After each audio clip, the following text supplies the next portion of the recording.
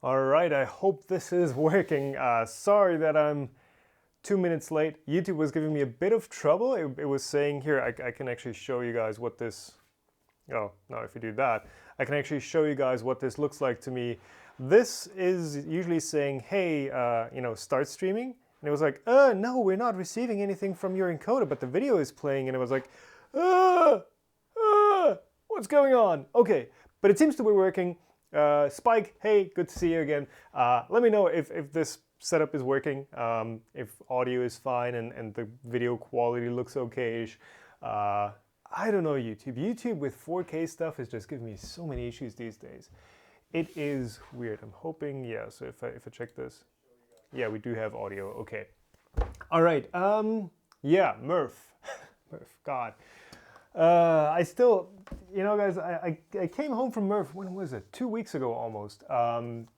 It was crazy. So I've still got the swag laying around. I've not cleaned up the studio. I just dumped everything in here. I started chopping or editing videos from the event, and I was just done after that. Murph was fantastic. Like, don't get me wrong. It was a really great event. It's just, it is exhausting. I think it was exhausting for everyone who was there, not just for me. Because it's just intense. It was so full. There were so many people. There were so many great things that I saw, and there were probably even more things that I missed. And it's a great event. I wish it was longer, but then again, are people still gonna come if it's a whole week? Is that gonna just wear everyone out? Well, we're gonna see. At least next year it's gonna be larger. There's gonna be more room for everyone, so that's gonna be fantastic.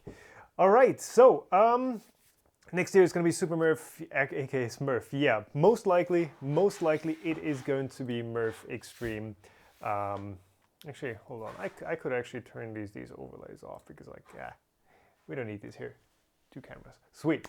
Yeah, next year is going to be crazy. I will definitely be there again next year. It's just such a fun event. You just walk out super motivated. Like, hey, this is this is an actual community now. It's not just, a few companies throwing stuff at you. No, this is people who actually care about the hobby or the craft or whatever it is. Because it's not the same for everyone, right? 3D printing, for some, it's a hobby. It's something to tinker with. For others, it's just a means to produce physical parts. And for me, it's kind of both. Well, it's also my job. But I still immensely enjoy it, and just seeing how enthusiastic everyone is about it still after how many years? 6, 7, 8 years of 3D printing being out there. Fantastic.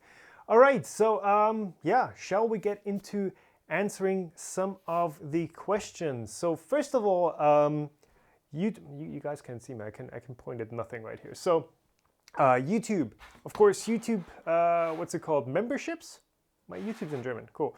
YouTube memberships, of course, are a thing as well. They also have the €5 a month or $5 a month, something along those lines tier, which is basically identical to the $5 Inquisitor tier on Patreon, so that makes total sense. So I also post these streams on Facebook. On YouTube, so let's jump into the questions on YouTube first. We're going to switch up, with every Hangout, to Patreon first, to YouTube first, all those things. Jared is asking, hey Tom, do you know a good way to build in a part cooling fan on an E3D Kraken? I've upgraded to do it Wi-Fi and 2x5 and I'm running on 12 volts, 750 watts between 2 power supplies, so powering the fans or air pumps won't be an issue. Do you have experience with the Bird air coolers? Okay, let's get a few things out of the way. So first of all, the Kraken. Let me show you what that looks like for those of you who don't know it, so you actually kind of get a reference for what this is. So the E3D Kraken is that thing. Yeah, so it is a 4-pack of E3D V5 blocks. I'm sure you could also use V6s. It's 4 of those.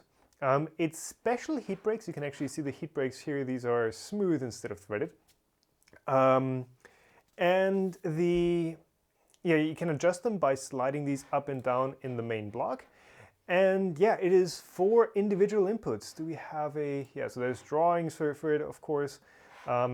It is literally just 4 filament inputs, and the entire block is water cooled. So you don't have any airflow necessarily at the hot end, which means it's you know, it's great for high temp stuff where you have an enclosed chamber and you don't actually get cool air to cool your hot end.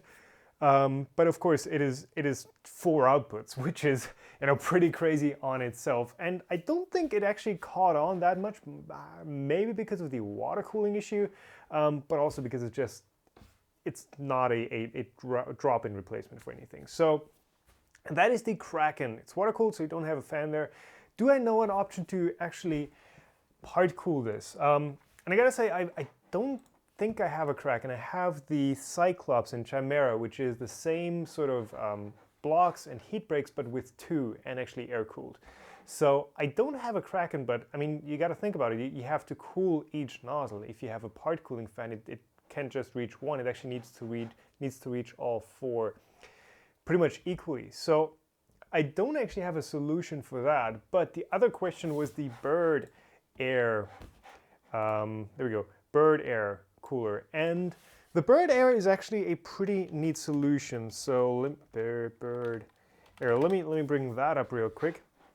And yeah, you can see it is being used on Delta Zen and stuff. And it is actually the cooling pump or air pump that Mitch is using. So Mitch is the guy who has the backpack Delta printer, and I showed him on some of the intros on the Murph footage, and I interviewed him last year on a smaller Delta backpack. He's using those pumps, and they're essentially like, give me that. They're essentially kind of backwards vacuum pumps. They don't give off a ton of airstream, but they do provide enough cooling for a single hot end. So with a setup like that, they actually work pretty well for PLA. They don't give you, of course, as much airflow as a fan does. It doesn't give you that volume, but it has a very concentrated air cone over the nozzle. So they do work extremely well for PLA, and I think that could be a solution, actually with that exact setup for the Kraken as well, because the Kraken doesn't have any sort of Ultimaker-like, you know, nozzle height where it prints with one and then it pulls the other one up. It's just all there at the same height all the time, so there's no moving parts to it. So yeah, that could actually be a very good solution, so you don't have like a huge fan shroud on it, or, you know, 4 fans that you control. Yeah, of course, it's always going to cool all 4 nozzles. I don't think you're going to be able to do like just a switching setup where it just cools the nozzle that's printing at that moment, but it shouldn't be an issue. And again, at least when you're printing PLA, the Bird Air doesn't push that much air that it's like blasting everything down. So that's kind of the advice that I can give with that. Yeah, the air pump doesn't actually draw that much current. It's just a small 12-volt motor, so it's not like it's drawing 50 or 100 watts. So power isn't an issue. But yeah, that is kind of my take on that. Now, one question I just saw from Spike about... Yeah, so Jared, hope that answers it. One question that I saw from Spike just now, is Patreon or Google better for this entire support the channel thing? I think it depends. So YouTube or Google with the memberships on YouTube is not that clear on how much actually reaches the channels, how large their cut is. I think if it's just like $1 or $2 or something, Google may be better because they don't charge a flat fee, they charge a percentage on it. Whereas Patreon has like a fix. I think it's 35 cents or something per donation, but don't quote me on that. Both do take a cut, and I think in the end it pretty much doesn't matter. So use whichever one you're more comfortable with. You know, they both take a cut, which I'm not super happy with, and I'm looking into using something different, something independent that I can just put on WordPress on my website that does the same job and gives you the same access to Q&As and other stuff. We'll see. If there's an interest for that, I can look into that, but it's a bit of an effort to set up. But for the time being, doesn't matter. Use which one you're more comfortable with. Or of course, there's other ways of you know, PayPal recurring stuff every single time. So, anyways, any support matters, and it's actually more about the, hey, I care about your stuff, about the message you're sending, and not the money itself. So anyways, if you're supporting this channel, well, you're watching this. Thank you very much for that. Question from chat from Scott. I have my chat monitor right there. From Scott in Harwood. Okay. Hi Tom. A modern CR10S Pro.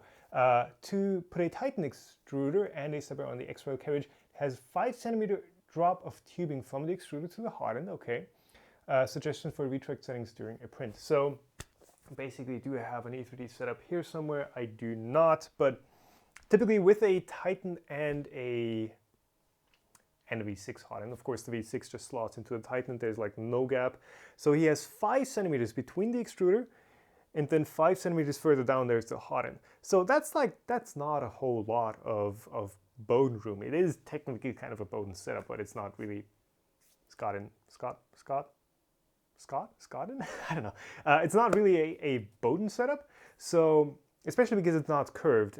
With a Bowden setup, if you have a curve, what's happening with retracts is because the filament is never perfectly snug to the tube, it kind of pushes towards the outside when you push on it, and then it pulls back in towards the inside edge of that Bowden tube when you pull it back tight, or when you pull it out again. So with that short length, yeah, it kind of curls up too, but it's not that much. So you can probably use retract settings that are very, very close to what a direct extruder does, so a non-Bowden extruder. And typically those are somewhere in the 1 millimeter range for retracts. Speeds, use whatever your extruder can do. In case of doubt, take a look at the default settings for the Prusa i3, Mark III, Mark III's machines. Just open up Slick 3R Prusa Edition and take a look at those. And you can probably use them. If it's a bit too stringy, increase the retracts, and it should be good for pretty much all the other printers as well. And it's actually the profile that it just used for most printers as well. I just use the Prusa profiles because they're pretty good. They're pretty well tuned. They're pretty delicate. So yeah, that would be my recommendation for using, a micro Bowden or whatever. This terminology on this stuff is hard because most of it is actually wrong. Like the extruder part is technically not an extruder, it's just a filament feeder. The entire thing is the extruder, but we're referring to the Titan as the extruder. It's just historical. It's grown that way and it's inaccurate, but hey, you're gonna live with that, and I think we can make sure we understand what we're talking about. All right, cool. So that is YouTube community. Let me just refresh the YouTube community tab real quick. Cool. We answered the question from Jared. We answered the question from Scott in chat. Thanks for asking that. Let's move over to Patreon. No. Patreon. I have 4 screens here. I think I have too many. So there's 2 24-inch Dells. Those used to be my video editing monitors, and then 2 32-inch TVs, just vertical. These are like Chinese ones. They're $100 for chat. So typically I wish I could show you, but I can't. So I have like one screen right there with YouTube chat, and typically I have Streamlabs on the other one. It's pretty cool, but it's all one extended desktop in Windows, so it's it's kind of tricky. All right, that button. So where did my mouse go? That's the other thing. Like, you can get lost on these screens. All right, Francesco is asking, hey Tom, love your videos. He has installed a filament runout sensor in the TiVo Flash, which is, probably some i3 based printer, with the MKS Gen L board. Installed the wire in the XMAX and the stop ports. Changed the pins in pins.rams.h. So that, I guess, is the first question. And the filament sensor is digital 4, and the printer stays in an M600. So that is one tip that I can give you guys. If you have a G-code or something that you want to look up or want to find, just head over to RepRapWiki G-code, and it has literally all the G-codes for everything. So not just for Marlin, but actually for all the other ones. So M600, filament change. So this is basically, so this is linked to filament runout detection.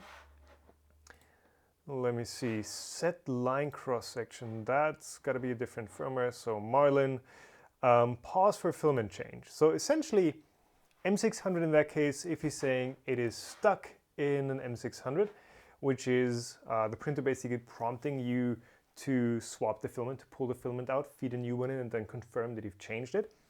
So it's stuck there. So that means that the filament sensor is triggering. It means that it's, that the printer is thinking that the filament has run out. So a few things that I can think of. So he's saying he's changing the pins.rams.h.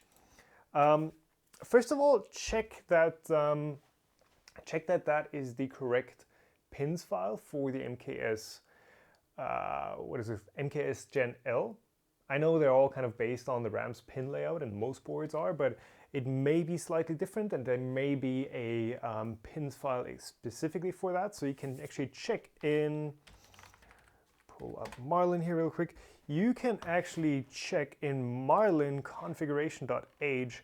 Where is it? Boards, 0-port baud rate, motherboard, board RAMs, and that same board RAMs actually also shows up in the boards.h. So yeah, please choose the name for boards.h that matches your setup, and you can check that you have the correct one that you're actually flashing. So if you change the pins for the wrong board, it's actually not going to do anything. The other thing that I can think about is the entire pull down, pull up, normally high, normally low sensors. So I actually just ordered a few filament sensors that they got here the other day. So those standard, what are they? Those plastic things that were on the Delta Pro, Monoprice Delta Pro. Typically, a filament sensor, so the simple filament sensors are basically just a switch that opens and closes. And you can wire them up in a few different ways. So you can wire them up to be open, so not connected when they're depressed, so when filament is inserted. And then, what did it just say? Yeah, that they can be either open or closed, so connected basically, when filament is inserted. And the basic logic and version of that does matter. So Francesco, if your printer is doing the M600 loop when there is no filament inserted, that's okay, then everything is working as intended, obviously. But if it's doing it with filament inserted, but then stops doing it once you pull out the filament, then you have that logic inverted. And typically you can use the other two pins on the switch because the switches typically have one closing contact and one opening contact. The other thing is also whether you're using what you're connecting the second pin of your switch to. So if you have a switch, of course there's 3 pins, so normally closed, normally open on the switch itself, and then one's just common. And then on the RAMs you also have 3 connectors, but you just have 2 wires. So you have positive, signal, and negative, or ground. So the ways you can wire this up is you can wire it up between ground and signal, which means it's shorting the signal pin to ground, which assumes that this has a pull up. So basically the board tries to keep this high, and then when the switch activates, it pulls it to ground. Or you can wire it up to positive and signal. So when the switch closes, your signal line actually goes high to 5 volts. And you may just need to switch those two around as well. So try those different combinations, make sure that you're actually editing the correct pins.h file, and it should work. It should work. There's no reason that it shouldn't, because filament sensors are, not really something that is too complicated. All right, hope that answers that. You can always skip back in the live stream recording or even in the live stream to listen to what I just rambled about again. But yeah, hope that helps. Question from, where do we go? Hyperbone. Yeah, question from, yeah, okay, Foka, that's a good one. Foka saying, yeah, if it's a hybrid Bowden, it would be one that runs on either gas or electricity. Yeah, nice one. I'm hoping chat replay works for this one. So Daniel in chat is saying, hey, looking at a Railcore type printer, any thoughts on these cube printers? So the Railcore is kind of like the Ultimaker with nice linear rails, and it's a Core XY as well, right? People were saying, hey, look at these printers. There's like a bunch of them here at Murph. I didn't get the chance to. I think they were there last year, but I've only heard good things about the machines. But again, it's the same thing I keep saying pretty much with every hey, can you recommend this very printer question. It is, you know, if it's well built, pretty much any machine will work. Any machine will print well. And yeah, if it's well built and you're using good slicer profile with it, you know, it doesn't really matter how, to a certain degree. Like if you have a certain level, okay, this is something that makes sense versus something that doesn't make sense. If it's built somewhat well, then pretty much any kind of mechanical setup will work. And the Railcore printers, for what I've seen, are built like a beast. So without actually having tested one, I don't think you can go that wrong with picking one of those. Hope that answers that, Daniel. Paul Arden, long-time supporter since 2017. Thank you for that. Murph coverage was great. Walk around really gave us the feel. Yes, that was the point. I was there last year, and I think it really did convey it well. Yeah, I think it's. I did pick the right moment to do that walk around because, you know, 30 minutes earlier or later would have been no chance that I made it through. A general project update would be great. Maybe some hints about what's coming. Okay, I can do that. The thing is that there's so many projects that I'm kind of planning towards and working on. I've got all the parts for the mostly printed CNC. I'm working towards a Prusa, a Prusa Mark III clone. I have most of the parts here. I'm waiting for the filament from Dust Filament. Oh, I could have shown you the samples. If you stick around after the stream, I'll run up and grab them real quick. I'm waiting for filament samples for that. I've got like linear rails and lead screws or ball screws for like a bigger CNC. There's so much stuff, but it's such a big project that I have to commit to, and there's always like some little things that would keep me from working on that project for 2 weeks or 3 weeks straight. So lots of stuff there. There's a whole list of videos that I've kind of prepared for, but yeah, I can try and I need to sort through those ideas for myself as well and kind of make sense of what I'm actually trying to do. So yes, project update definitely makes sense.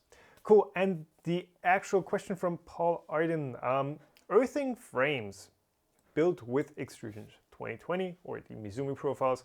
There seems to be very little info on this around since they are typically anodized and only the cut ends or scratch parts conduct. Wouldn't this basically make it necessary to drill in lugs and connect each piece of extrusion to each other and then to earth? I've never seen an extrusion-based frame do this, so I'm wondering how people generally handle that. So, do I have an extrusion-based frame? Yes, I do. I actually have a CR10 floating around here.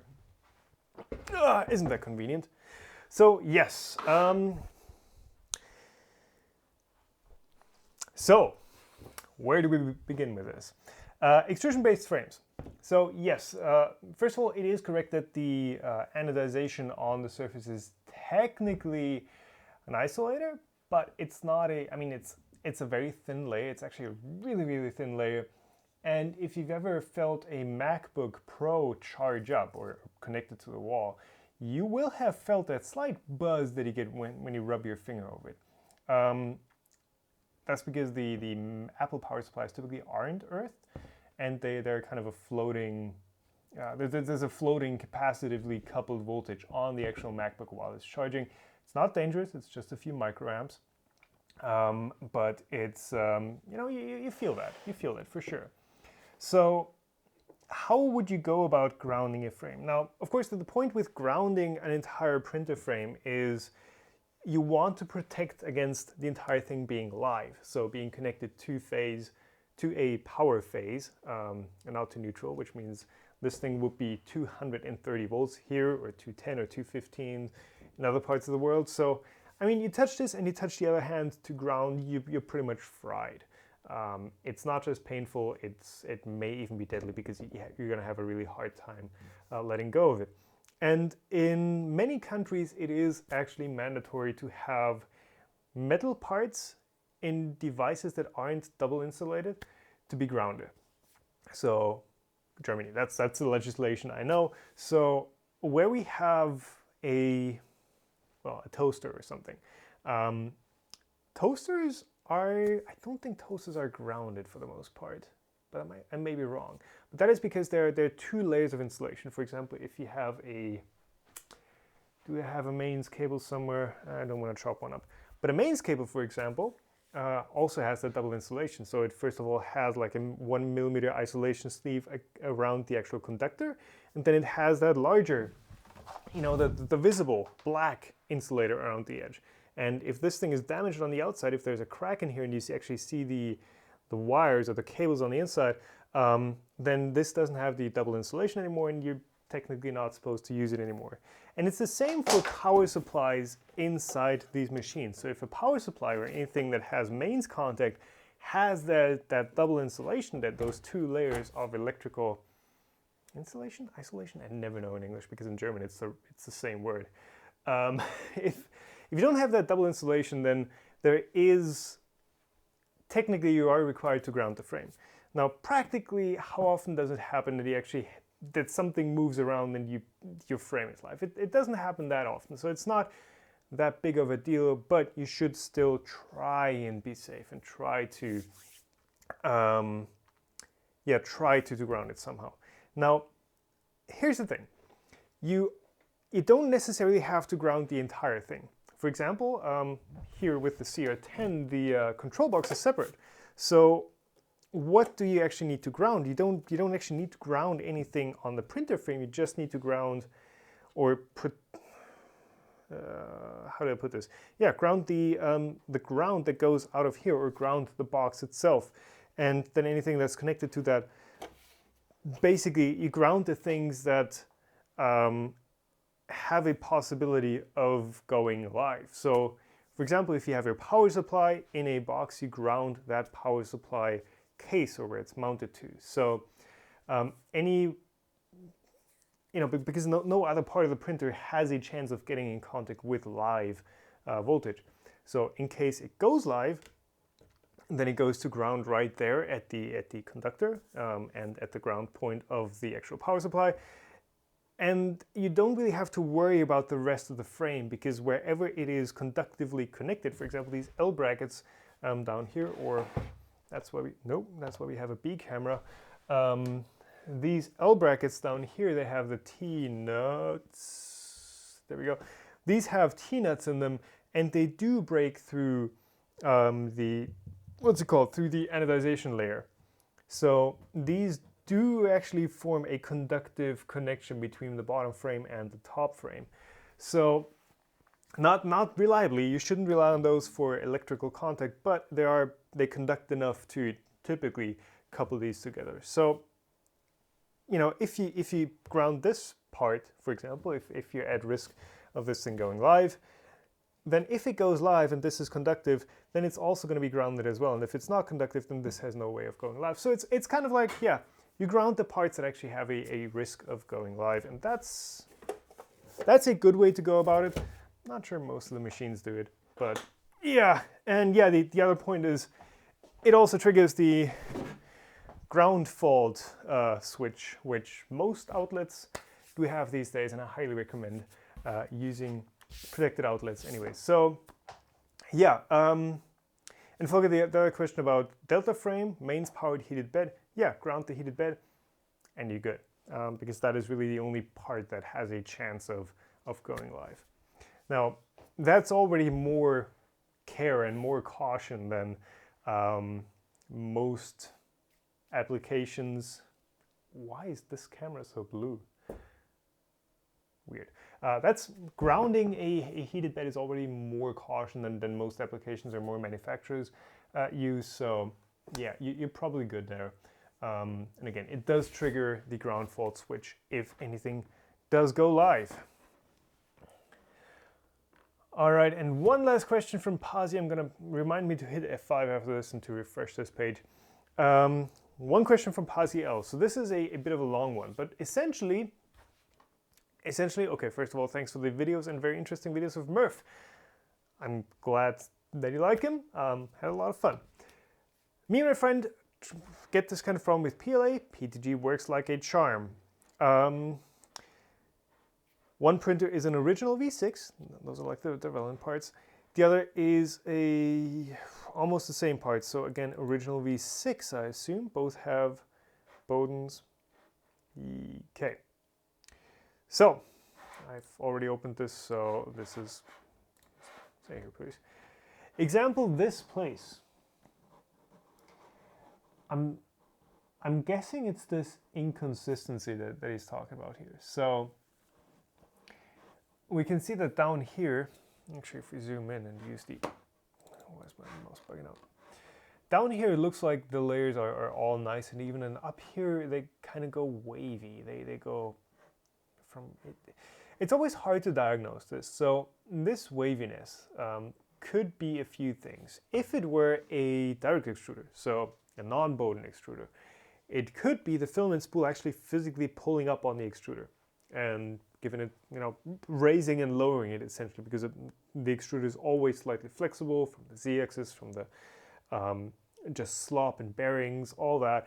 If the filament spool actually pulls up on it, it can create an artifact that looks much like this actually. So that could be one. I'm also seeing like gaps in here, so that doesn't look too good. Example, this place. So again, waviness, that could be one. The other one could just be bad filament. That's always a possibility, depending on which material you use. If it's just really cheaply made stuff, it may not always just be inconsistent diameter, though that is very much, you know, what would show up like this. But I'm not sure if it's your camera or your lighting, but it also looks like the colors are a bit inconsistent and that might not show up on YouTube that well. But it could also be bad filament. This is, again, this is kind of like guessing, but guessing on an educated level for me right here. What else? So he's saying he's using original V6s, so hardened usually isn't an issue. And oh, and dust filament. Okay, so dust filament, I know, make really tightly tolerant stuff, even if they don't advertise it. But dust filament have never had an issue with it. So both have Bowden, both have Titans. Whew. We're kind of getting, yeah. Chat, any guesses? Because this is kind of hard to diagnose, especially because it is inconsistent. It looks like the print is starting out well, and then starts degrading. So it could be some sort of heat creep, especially because we literally have gaps in the layers here. So these are at a consistent Z distance, it almost looks like. Now, what I can think about here is, so mechanically you're probably good. Titan, V6, dust filament. You should be okay there. But the one thing that I can think about is just speed. The speed of retracts and unretracts, if you're just pushing your printer, because the Titan is a 3-2-1, so you can't really go that extremely fast on retracts and unretracts. If you're pushing it too much, you may actually get a skipped step irregularly. I don't know. Every few retracts, it may retract not enough, or too much. No, it can't retract too much. But it may just not retract enough or not feed in enough, and that can kind of give you that inconsistency. It may not always be really noticeable as a click or as a, you know, the entire extruder actually jamming up. That could be, that could and can be something. And especially because it is not showing in the first few layers and then getting more intense the further up you go, it could be heat on the drivers or heat buildup in your control box where the drivers are just at their limit and slightly change how they perform as they get just slightly warm. It may not be total overheating. It may just be, they not being able to push that much current reliably or cleanly anymore. That's a rough one. But what's kind of irritating is that up here it is literally, you know, it almost looks like it's every revolution of your z-axis spindle you're getting a layer that is like totally lifted. It may also be something with your z-axis where it's not moving smoothly or not moving consistently or just some slop, or bad bearings or just something mechanical where, well, I did say mechanically you should be okay on the extruder and hot inside, but it could also be some bearing issue though. Z-axis bearings, Z-axis rods, and not being super tight. Definitely check those. Make sure your Z-axis is smooth and slop free, especially if you move up. We just tested all the way at the bed. It may be different as you move up because you may have slightly skewed Z-axis rails, and they might be pre-tensioned on the bottom and give you good prints, and then as you move up you go into that looser area. That's a rough one. If you, yeah, I guess the one tip I can give is just to print slower. That's something that usually works for most issues. Print slower and you can work your way up from there. I think that's what I can give as general advice. Spike is thinking retracts are too large and causing slight blockage and under extrusion. Possibly, yes. And Fogavega is thinking maybe try a simple shape, square tower to narrow down the cause, which can be a good tip to just print simple objects. But the thing with square towers, especially compared to this, I don't know what this print is, but this larger print is, if you just have a small square tower, you may not get those same issues, especially if it's some sort of heat creep. But yeah, you can use those as testing objects, but just keep that in mind that a small tower, test cube, whatever, extended test cube, is going to behave differently than a large print like this where everything just has a ton of time to heat up.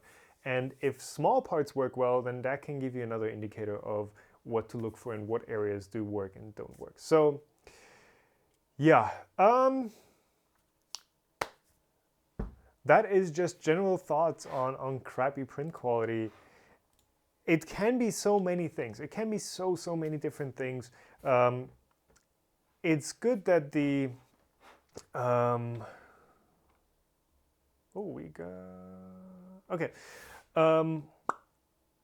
it's good that the hardware itself is already taken out of the question, because if the hardware is also something that you have to worry about, if it's say a knockoff V6 heat break that may have just too much material and conduct too much, especially with PLA.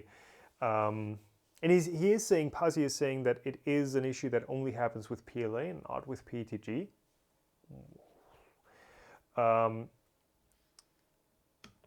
Then it could be a cooling issue. The V6, if you're using the original V6 fan and everything, it should be fine. It should be okay. But yeah, it's kind of pointing towards temperature or towards some Z variant mechanical stuff, but just try it out. The second part of the question is, do I have experience with a Printer Pro PTG CF20 filament? And I'm actually going to look through my filament rack here, but I don't think I actually have that stuff. So let me just pull that up. Pentiment PTG CF20, our side uses cookies, yes. It seems to be, so what is saying, mouse please. It seems to be, it's, I think that's not normal carbon filament, but maybe gives some benefit compared to normal PTG. What do you think? Can a normal brass nozzle handle that, or do I need to buy some better nozzle for it? Let me just give it a quick scan. Cool. Doesn't look like it's, you know, anything particularly special. Now, okay. First question: do you need a special nozzle for PTG with carbon fiber? And the only reasonable answer is yes, very much so. You do need a special hardened, coated, or ruby nozzle to print anything that has hard fillers like carbon fiber or the glow-in-the-dark stuff in it. Those do chew down brass nozzles, and yeah, chew through brass nozzles. So definitely get some hardened nozzle. I like the plain hardened steel nozzles from E3D. They work like a treat, and in my experience, they perform pretty much exactly as brass ones. So typically you can use the same settings. You may need to bump temperature ever so slightly, but those are good. Those are good for this, and they will last. will this stuff give a mechanical advantage over, other PETG carbon fiber stuff? Okay, this is kind of like a recurring discussion, because I guess that the misconception about carbon fiber loaded filaments is that they make your parts stronger, and they don't. Manufacturers are starting to acknowledge that more and actually saying, okay, we're doing it for the warp resistance, because carbon fiber is still rigid when your filament is hot and soft, and we're doing it for looks, and that is also a very valid aspect. And to a certain extent, you're doing it for stiffness, but strength, it doesn't really happen. If anything, if you just have too fine of a carbon fiber powder in your filament, then it actually lowers strength. And the filament tests that I've done confirm that almost no carbon fiber filled filament performs better in the strength department than its normal sister filament without anything in it. So keep that in mind. Carbon fiber filled filaments, again, I think are very much a niche product, and in my case, I just prefer the plain stuff for most of the time because it's easier to print. Warp with PETG, it's usually not an issue. With nylons, yeah, maybe you can start thinking about it. And maybe with HTPLAs that you then heat treat. The carbon fiber stuff should not shrink as much, but have not tried that yet. Yeah, maybe just use the plain stuff. I know a Printer Pro specifically, they make good filament. I've not had, filament that wasn't usable from them. And I think I know who they buy their filament from, because they definitely don't manufacture it themselves. But yeah, if 32 euros per 500 grams, that is 60 bucks a kilogram. It's not that expensive for a carbon fiber filled filament, but your plain PETG is probably just as good. All right, let me see. Why is this pale pan? This is weirding me out. Maybe if we zoom out, we can get the white balance back in check. Ah, there we go. Looks better. And Pasi, the last question, is it better to support on Patreon or YouTube? We just kind of touched on that. I think in the end, it comes down to which company you like more, because they both charge a cut. And I'm thinking about if there's enough interest in it, I'm thinking about setting up something that is outside of Patreon or YouTube. Did you see? Okay, David, last question for today. You kind of touched on this discussing the Kraken, so this is a new comment. Did you see any advancements regarding multiple hot-ends? Also, what is your opinion of 2-in-1 versus 2 hot-ends? Okay, here we go. Did you see any advancements of multi-extrusion with several hot-ends? So my takeaway is still that something like an IDEX system is pretty much the go-to solution right now. So something with the Sigma, I think I prefer over pretty much anything else. It's just, you don't have any oozing. You can use completely different setups on one versus the other. They just go out of the way while you're printing with the other hot, and it's really good. You can prime outside of your print area. That is kind of my favorite system right now. Something like what the Ultimaker does, where it has both hot ends or both print cores on the same carriage and then lifts one or lowers one. That's also pretty good, but especially if you're printing PVA, so water-soluble stuff. PVA is kind of not that controllable when it comes to printing it.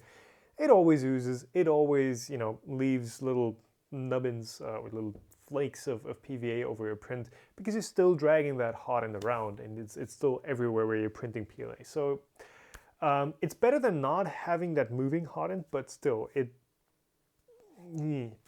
Now, solutions where you just have 2 hot ends just being dragged around the entire time, those are tricky, because you run into issues with bed leveling. If your bed is tilted, then you also have one hot end that isn't reaching all the way down, so you're going to have to adjust that. If your bed isn't totally flat, then that's going to go out of whack.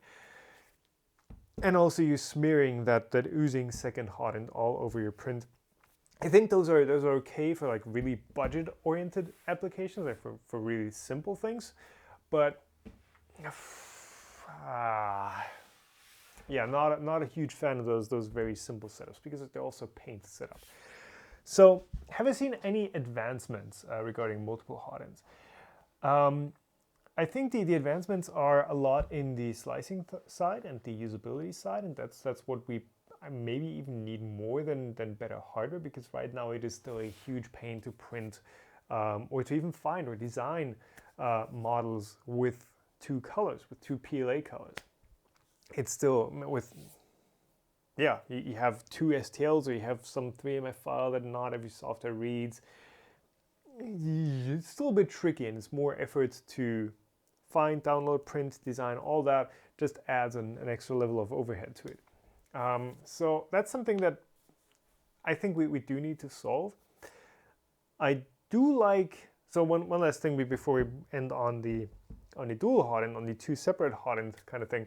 I do like the option to just have two different filament loaded.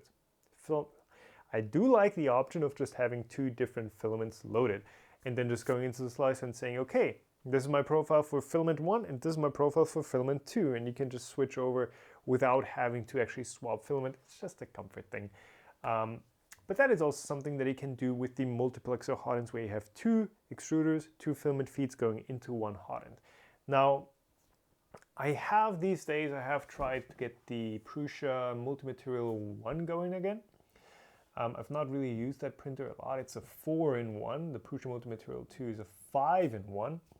And it's kind of the same issue as with other kind of multiplexer systems that I've used before. The Atom, same company. Atom 3D 2.5EX that I have has the same issue, and it's that pulling filament out of your hot end is tricky. Because you need to pull it out cleanly. You can't just pull it out and have that long ooze string on it, because then you feed the other one in and it just jams. What Prusa does is it has like a ramming procedure and then a cooling procedure and all sorts of stuff. But I was printing PLA plus PVA. The switchover is fine, but I still had it jam because the PLA just pulled out with like a blob on the end that was too large to get pulled back out again. To actually get pulled through the Teflon tube that is in the V6 hot end. So that's something that is still really tricky and something that I don't think we've figured out yet. Maybe the MMU2 is better with that. Maybe there's a mechanical difference. But with the software and the MMU1, I mean, the software should be updated. It's using the new profiles or newer profiles than what it shipped with. But even with that, it still wasn't a really good, reliable experience. I don't know. I still need to try the MMU2, but from what I've seen, the multiplexer hot ends are still very much a niche product. I mean, the idea is nice. You just have one hot end and multiple extruders. You don't need to worry about like the one oozing or doing weird stuff. You just have one hot end, right? You don't need to calibrate it. You don't need to calibrate X, Y offsets or Z offsets or anything. It's just there. But yeah, it has its own set of issues. The prime tower actually I don't think is that much of an issue, because you still need to prime, for example, IDEX hot ends or something like Ultimaker's dual hot ends. You still need to prime those, and it still wastes a bit of filament.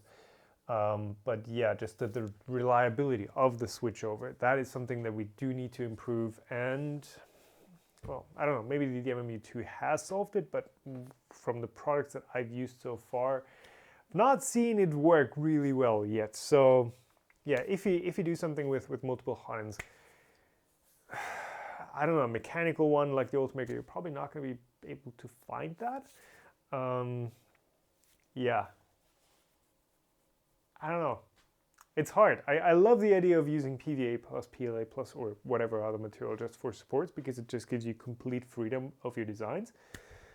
But yeah, still a lot of work to be done. And if you go into multi-extrusion, except if you're maybe doing something like the Sigma or the Ultimaker, which are kind of complete ecosystems with the slicer and the software and the printer kind of working hand in hand and being optimized for each other.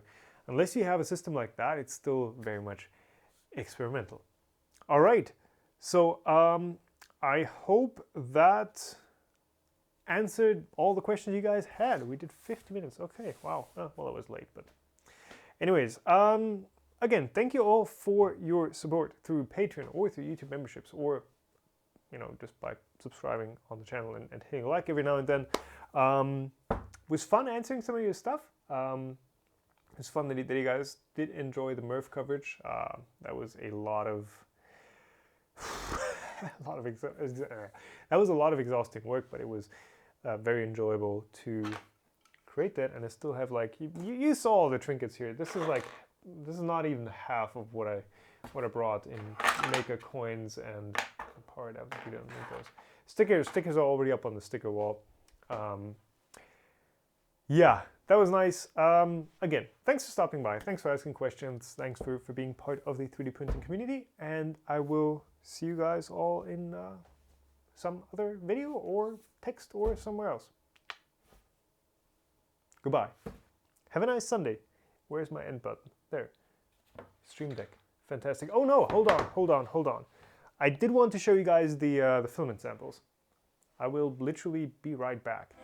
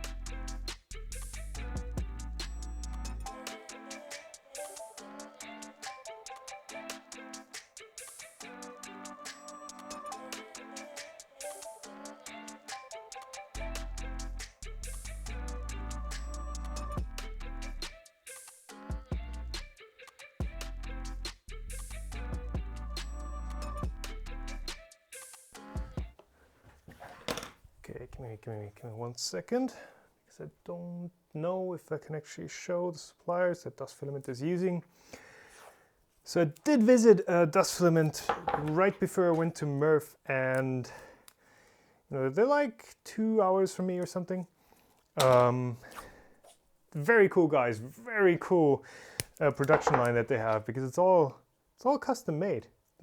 Almost nothing that they're using is off-the-shelf parts. And we were just talking, hey, we did talk about making a new filament color. We do have the Infinity Blue. So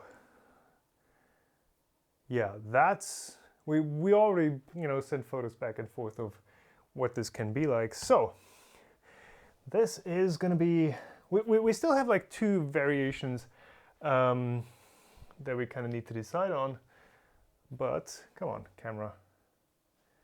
Do I really need to manually focus you? No, there we go.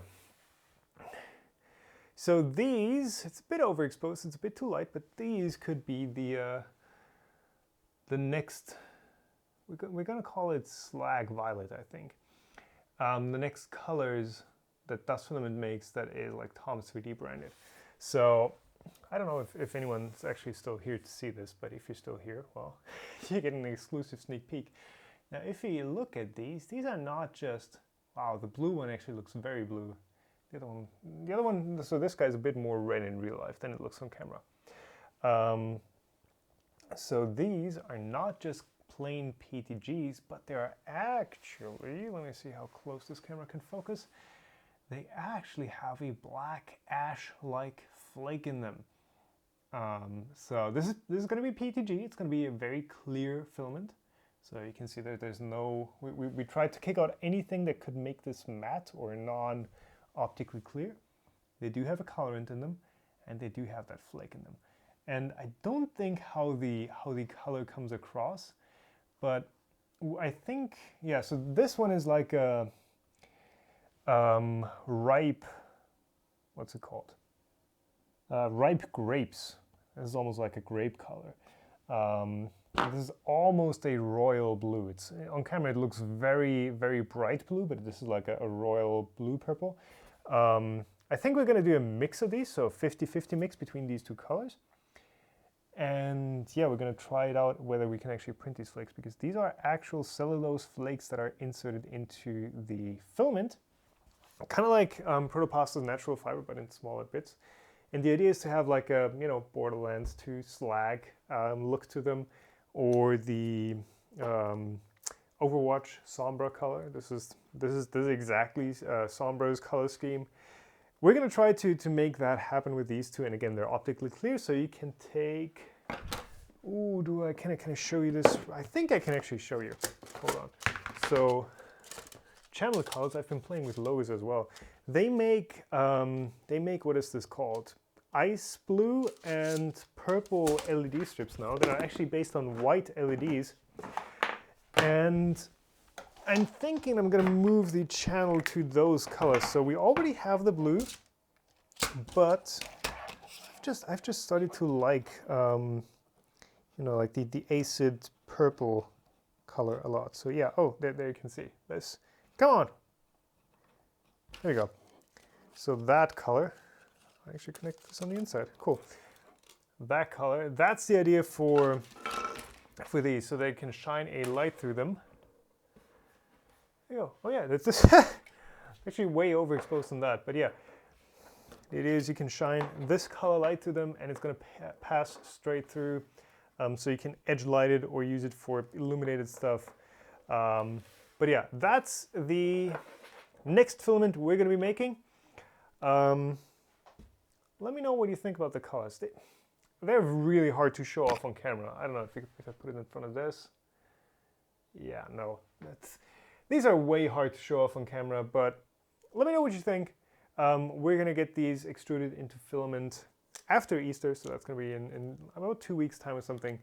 We're going to have some filament samples for this, and yeah, this is going to be the color scheme for the Prusa Mark III clone. Prusa's going to be excited about that one, I can already tell. But yeah, that was what I wanted to show you guys. Yeah, channel color scheme like ice blue and purple. I think that's what I'm going to be trying to move it towards, because I just like it, and it's a fresh touch.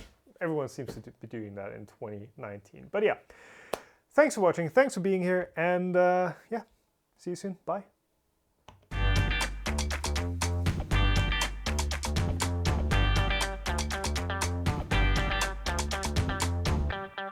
Did the mic not mute? Oh, I need to add that to the script. Huh.